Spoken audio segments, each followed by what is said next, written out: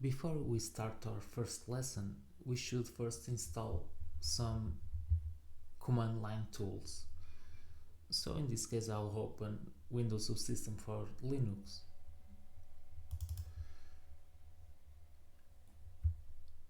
And write sudo apt update.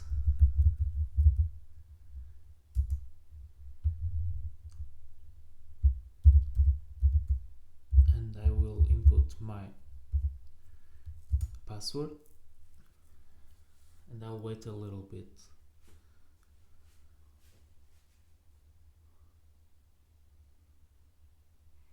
Now, the programs that I will be installing will be,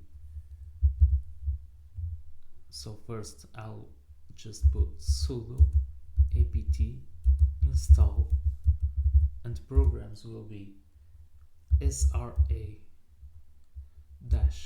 Toolkit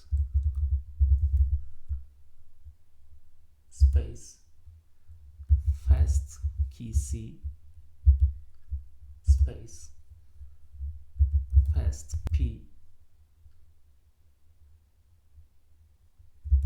BWA SAMtools and BCFtools, and press enter and press Y and enter, and we wait. And after this, we're ready for our first lesson.